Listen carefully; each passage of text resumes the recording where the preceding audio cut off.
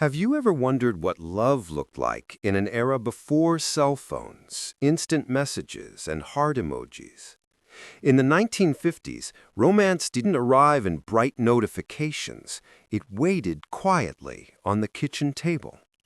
Imagine waking up to the soft smell of coffee drifting through a sunlit kitchen, the hum of a radio playing faintly in the background, and there, beside the sugar jar, a folded slip of paper that holds more meaning than 1,000 spoken words.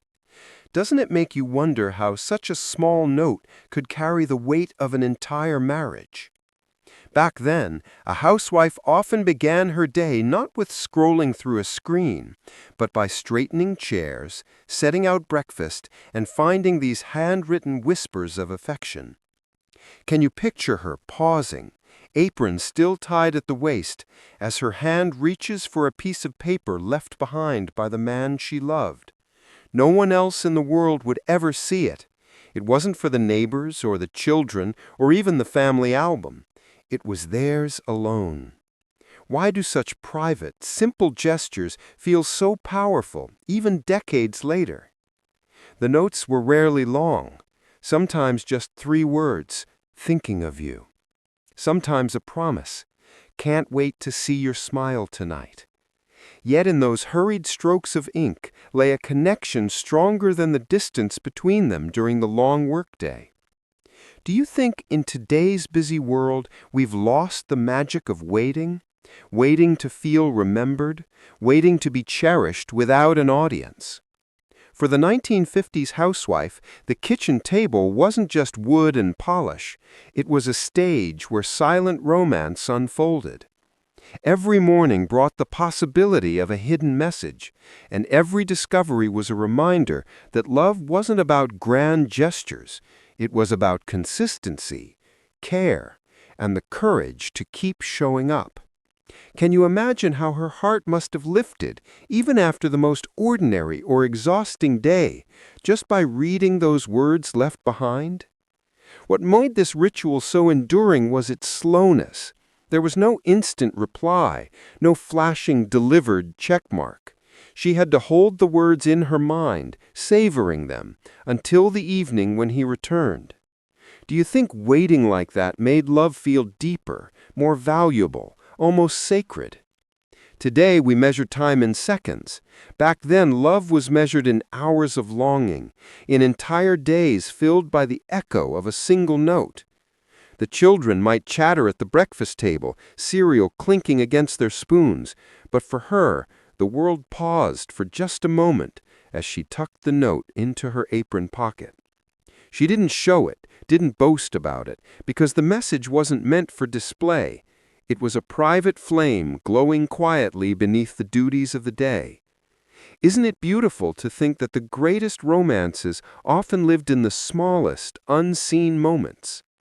And what about him, the husband who rose before dawn, buttoned his shirt and slipped the note where he knew she would find it? Imagine the thought he put into those hurried lines, knowing they would carry her through the hours ahead. Have you ever thought about how much strength it takes to love consistently, silently, without applause? That's what these letters were, a man's devotion written in ink, sealed with trust that she would feel his presence even in his absence. If you close your eyes, can you see her standing there, sunlight spilling across the table, fingers brushing over the words as though touching his hand from afar? In that quiet kitchen, surrounded by chores and obligations, she found a piece of him. Isn't that the essence of true romance, finding each other in the midst of the ordinary? This morning ritual became more than habit, it became memory. These notes, tucked away in drawers or pressed into cookbooks, became artifacts of a love that survived through patience and presence. And while the world outside was fast changing, new cars, new televisions, new suburbs sprouting everywhere, the heart of their marriage was written in simple lines on scraps of paper. Don't you wish we still valued love that deeply? Without noise, without display, just 2 souls speaking in silence. So the next time you glance at an empty table, think about the countless letters that once waited there in homes across America. Notes that didn't just say good morning, but whispered promises of forever. Notes that turned an ordinary kitchen into a sanctuary of love.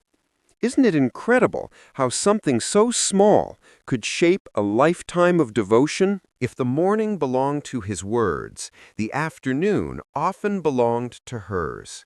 The 1950s housewife didn't let the romance end with a note left on the kitchen table. Have you ever imagined her quiet smile as she folded a small piece of paper, carefully tucking it into her husband's jacket pocket or slipping it inside the lunchbox she packed with devotion? Doesn't it spark curiosity? What did she write, and how would he feel when he discovered it hours later, far away from home? Her notes were different, softer perhaps, but just as powerful. Sometimes they were reminders of affection. Don't forget I love you. Sometimes playful. The soup is waiting, so am I. These weren't crafted with flowery words from a novel. They were written in the raw language of everyday love. And yet, don't you think that's what made them so unforgettable? Isn't it true that real romance often hides in the ordinary? Picture him at his desk, surrounded by paperwork, the weight of the day pressing heavy on his shoulders. Then, in the middle of his briefcase, he finds her handwriting. Can you imagine the sudden warmth that must have spread across his face? A man who had left behind the sound of his children's laughter and the comfort of his wife's presence carried with him a secret gift, a reminder that home was waiting. Don't you think such a discovery could change the whole rhythm of a long day? And how about her, back at home, quietly wondering if he had found it yet? There was no text message ping, no instant reply. She couldn't know the exact moment he unfolded that paper. But maybe that's where the magic lived, in the not knowing, in the patience, in the hope. Do you think we've lost something precious now that everything is instant? Doesn't waiting make the feeling deeper, almost sacred? For couples of the 1950s, love letters weren't just about romance, they were about resilience. Husbands worked long hours, wives carried endless household duties, and yet they carved out a way to remind each other, I see you, I miss you, I love you. Isn't it incredible how a tiny note could fight against loneliness, against routine, even against the silence of distance? These silent replies became a rhythm, a hidden conversation flowing between two hearts across the hours of the day. Can you picture how it felt for him to slip his hand into his coat pocket during a long meeting, feeling that folded paper there like a promise he could hold on to? Can you see her in the kitchen, kneading dough or ironing shirts, smiling at the thought of him discovering her words? Isn't this the kind of love story we rarely see in movies, but that truly sustained families? The beauty was in the privacy. These letters weren't written to impress. No one else was meant to read them. They didn't go into newspapers or photo albums or showy displays. They lived only between two people, carried in pockets, tucked into aprons, slipped into drawers. Isn't it almost more romantic when love is meant for no one else's eyes? Think about the patience this required. A note written at 9 a.m. might not be read until 3 p.m. A reply slipped into a coat might not be found until the following morning. Yet both knew it was there. That waiting, that certainty was its own form of intimacy. Doesn't it make you wonder whether the slow pace of love in the 1950s made it stronger, more lasting? And perhaps the most moving detail of all, many of these notes were saved, tucked into recipe books, pressed inside diaries, hidden away in boxes. Decades later, children or grandchildren would stumble upon them and realize their home had been built not only on duty and sacrifice, but on handwritten devotion. Isn't it beautiful to think that such small scraps of paper could become treasures of family history? So, while the outside world in the 1950s rushed with new cars, booming suburbs, and the hum of televisions, inside those homes, love moved at a gentler pace. It was not loud, not flashy, but written quietly between husband and wife, folded into pockets and hearts alike. Don't you think that's why these silent replies still capture our imagination today? Evenings in 1950s America carried a rhythm all their own. After long hours apart, the home became the stage for reunion. Can you picture her, still in her apron, hair pinned neatly back, waiting by the window as the sun dipped low, scanning the street for the familiar shape of his stride? Doesn't it stir something inside you to think of a love so patient, a love that found its sweetest moments not in grand gestures, but in the ordinary act of coming home? When the front door finally opened, it wasn't just about shoes being set aside or jackets hung on hooks. It was about presence. He brought with him the dust of the day, the weariness of labor, but also the knowledge that someone had been waiting. How often do we pause to realize the power of being expected, of being missed? Isn't that a kind of romance we overlook today? At the dinner table, the children might chatter and laugh, but beneath it all was another quiet exchange, a glance across the plates, a brush of fingers as dishes were passed.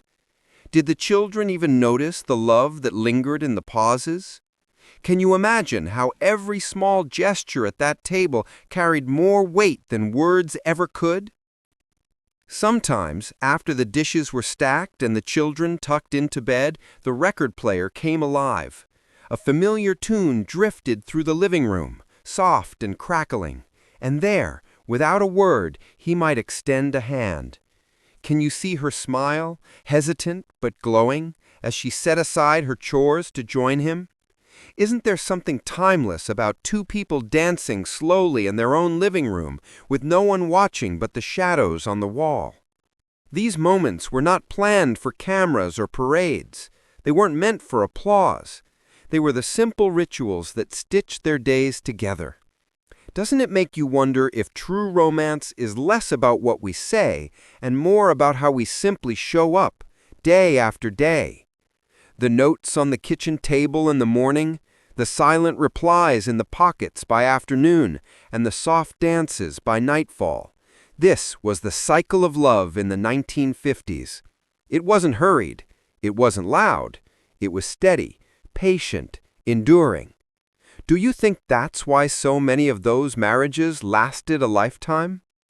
And what about the keepsakes? Many of those notes never left the home. They were pressed into cookbooks, tucked into drawers, folded into diaries. Decades later, when families uncovered them, they discovered something priceless. Proof that their home had been built not just on sacrifice and duty, but on affection, on devotion, on daily tenderness. Isn't it powerful to realize that the foundation of an entire family could be traced back to such quiet, personal moments? Today, we scroll endlessly, searching for meaning in flashing screens. But back then, meaning was found in waiting, in patience, in the slow unfolding of a letter. Do you think we've traded something sacred for speed? Isn't it worth asking if slower love was actually stronger love? The beauty of 1950s romance wasn't in what the world saw, it was in what the world didn't. A letter folded beneath a coffee cup, a whispered reply hidden in a jacket pocket, a dance in the quiet of the night. These weren't performances, they were promises, silent, steady, unbreakable. Doesn't it leave you wondering what our own homes might feel like if we carried even a fraction of that devotion into our days? So when we think back to those love letters on the kitchen table, let's remember, they weren't just ink on paper. They were lifelines. They were the silent threads that held together the fabric of ordinary lives, weaving romance into routines and devotion into decades.